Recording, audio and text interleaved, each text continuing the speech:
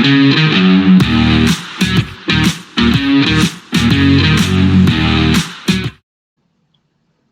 welcome back to the Supercoach Enough channel. In this video we're going to preview round 14 of the 2025 NRL Supercoach season. So going into this week, or guess through this week I should say, we'll be halfway through the season. So don't know what we're going to do with that information. Just a point of note, but we will look at the most popular trade-ins, trade-outs this week. And number one on the list, you can see Robert Toya. So on the bye this week, you imagine he'll get another run for Queensland next week, so won't be available. He did sort of make that bit of cash off of his massive score, I'm pretty sure. Might just have a quick look at his stats. Yeah, so that 148 has rolled out of his average. He's now got a break even of 86. So, he's probably peaked for the season, done his job for us if you've still got him. So, thanks for the service, Robert Toya. Number two, Corey Horsburgh. So, not going to play next week, even if not picked for Origin with the Raiders on the bye. So, probably, you can trade him if you are ready to do so. Isaiah Yongi, same deal. Probably could squeeze the last little bit of cash out this week, but I think a break even of 41 from memory. 44, there you go, I was close. Albeit against the Dogs that are pretty good defensively.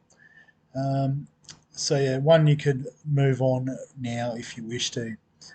Robert Derby, so I guess a few people jumping off. He's made 300k, so well done to those who did get on. Break even of 78, so don't know if he gets 70 against the Storm. He would have to score a try, but his value may come in the coming bye rounds. So obviously, if you've got numbers for round 15 and even looking forward to round 18, then he can probably go. Tom Jenkins, so another one who's starting to dip in price a bit. Panthers have the bye next week, so they also have the bye in round 18. So I think Tom Jenkins has done his job for our teams. Zach Hosking, sort of the same as Horsburgh. He's probably peaked in price. He's not going to play next week. So he was good for round 12 coverage, but, you can probably get rid of him. Billy Smith's an interesting one on the bye this week, but obviously does offer good bye coverage. So unlike Toya, will play next week. And at his low price point, he still hasn't had that big game yet. So I think it's coming. You never know when it is. I would suggest holding Billy Smith this week. Mitch Barnett, so unfortunately for the legend, he is out for the season with ACL. I'm pretty sure it was knee. That's close enough. So, those who held do have to regrettably sell him. Tom Trbojevic still injured. I mean, it's probably going to be one more week, and he will be a useful number for round 15. But I guess if you need to make moves this week, then you could trade out. I think he's still got a fair break even to 81, but the ceiling's there that he can hit that at any point. So particularly with the cautious approach around the injury, here's one I'm seriously considering for next week if he's named. And Cam Munster, so interesting that people are jumping off Munster at this point. Seems like surely you would have held him through the first bye. Otherwise means you traded him in last week. Why are you trading him out already? Yeah, it's an odd one. I'm not sure. Don't know. If you've got Munster, I think you can hold. There is a few good options at 5'8", to be fair. So if you're obviously looking to go to one of those options, fair enough. But yeah, it's an odd one. On the trade-ins list this week, number one, interestingly enough, the cheapie Nathan Lawson. only played the one game, so you can wait a week and still get him at bottom dollar. I guess as a downgrade option, he's probably the easiest one for this week. But obviously, then you are relying on a rookie to get a start next week to do some trades in round 15 potentially. So I understand, but I would suggest holding off and just having another look before committing. But I think he'll be number one again next week. Number two, Lehigh Hopewadi. So definitely one of my considerations for this week. Playing fullback again against the Knights, who haven't been that convincing this season. It does line up to good signs. He will play round 15 as well. And even if he's on the wing, we know that he can still score well for Supercoach. Number three, Keon Kalamatangi. So a few people missed the boat last week. He made 66k, so he's now above his starting price, but I think he still offers good value given the work rate through the middle. The one concern is that with Barnett out, he could find his way in the Origin team as that middle forward, which is a concern. But I think again, these sorts of guys, if you can hold them through the Origin period, well, you're just saving yourself a trade, and you will get that scoring in the weeks in between. Jaden Campbell at number four. I think he's number 158 for the year, so absolutely get on. I think if Brimson comes back, he'll just slot back into halfback. So, whichever position they line him up in, he's got the ability to score big. So, I think you can bring Jaden Campbell in. Heath Mason's an interesting one. So, obviously cheap and coming off a ton game. So, nice break even of 39. I think if he wasn't fullback only, he probably would be cheapy of the week. The problem is for a lot of us, I'm not including myself in this lot of us, but we do have three, or so a lot of players do have three gun fullbacks. So you're not really going to trade them out, particularly if it's like a Tedesco, Pappy, Drinkwater combination. Just doesn't make sense to let one of them go for Mason.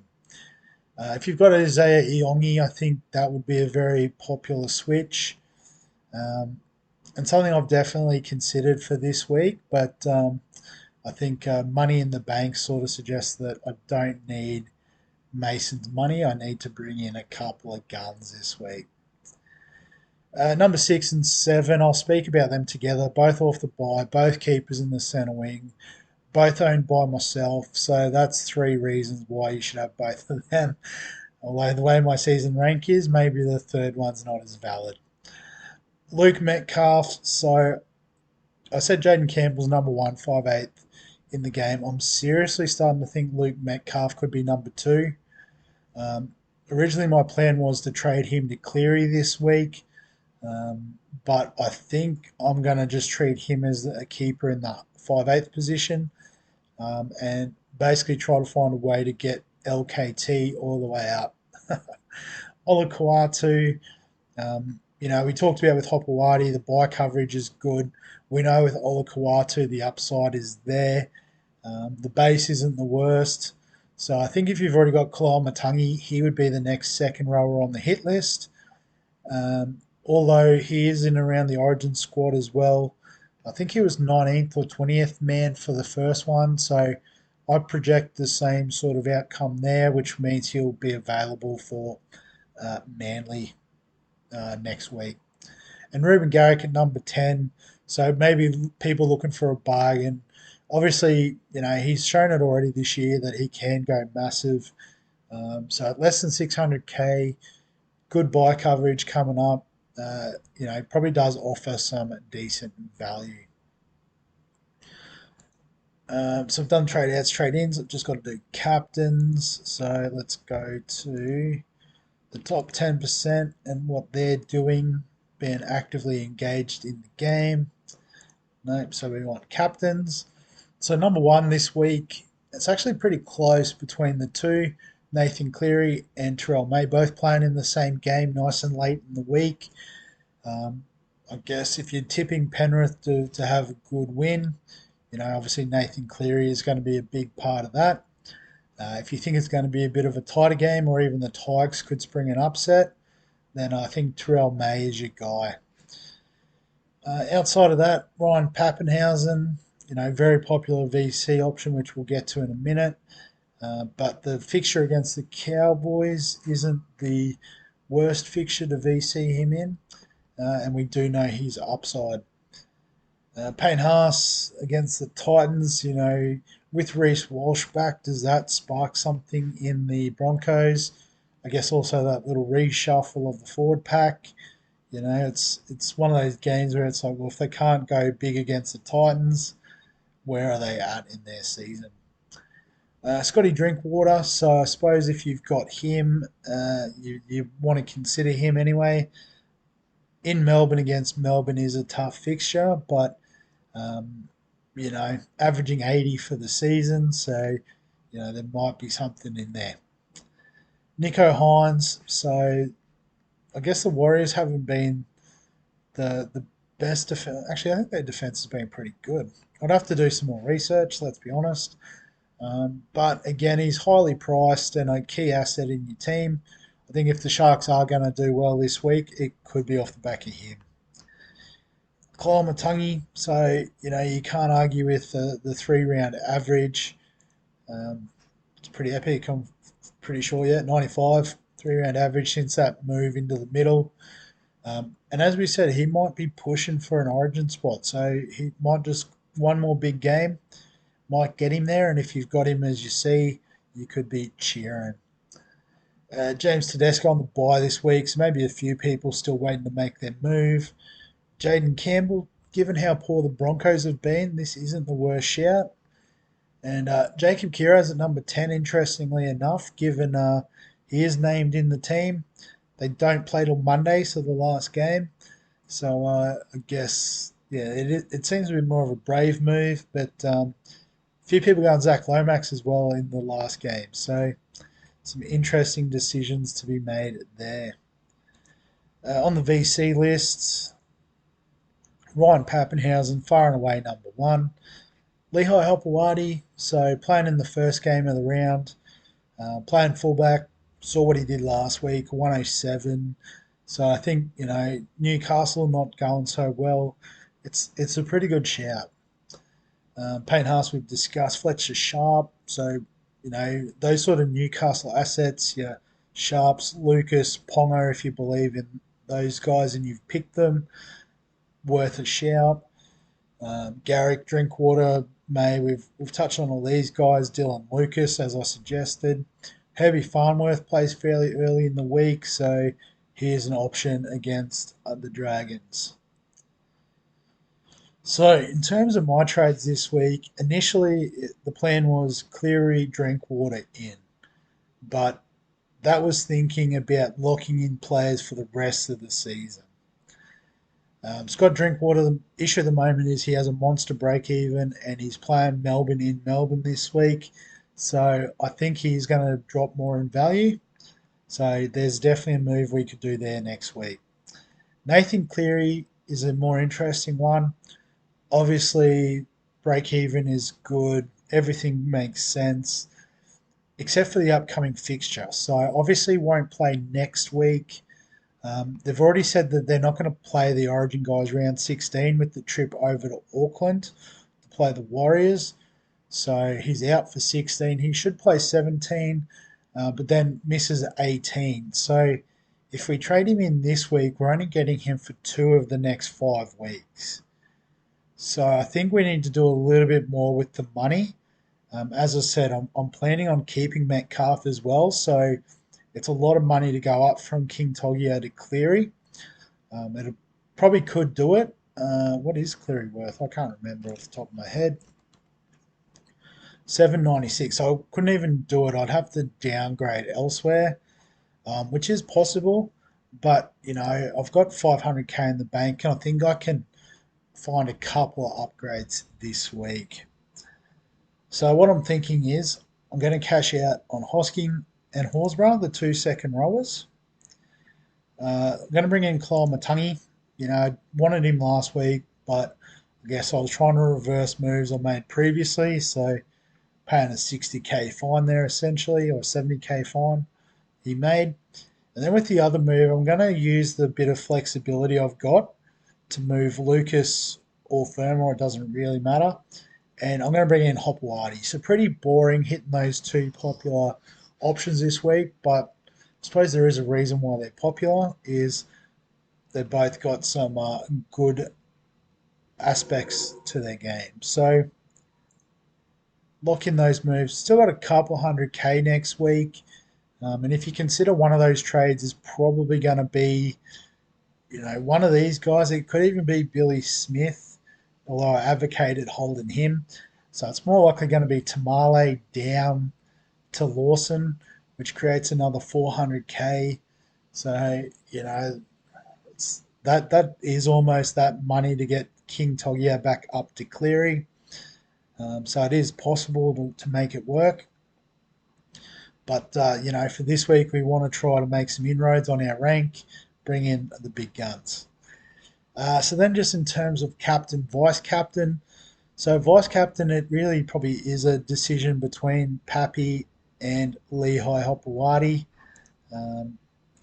And I guess, I did already have it on Pappy, so maybe we just run with that.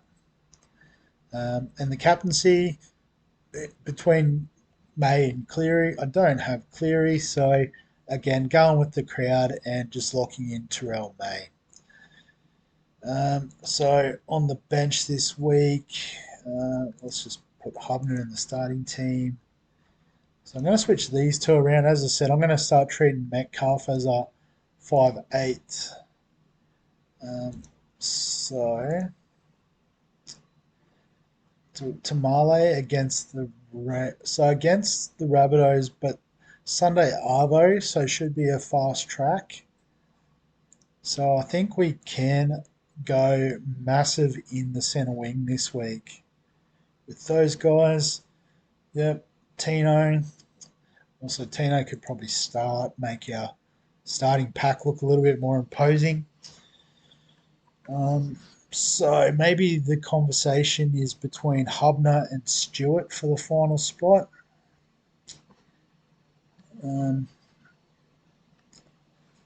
It's a toss of the coin, but probably Stewart. Just don't know what I'm basing that off of. Gut feeling, averaging 46. All things being equal, I think maybe just the Dolphins might be slightly weaker defensively, so maybe a little bit of upside around getting a try potentially. But that's the serious tiebreaker. So pretty comfortable with either of those plays this week, but we'll back Stewart in, I think. So yeah, I think that's what we need to sort for the team. Yep, everything's good. So cool. We'll wrap the video up there. As always, if you've got any questions, comments, thoughts, feel free to add them below this video. Give us a like if you enjoy the Supercoach content. Subscribe for all the fantasy sports content on the channel. And other than that, we'll catch you in the next one.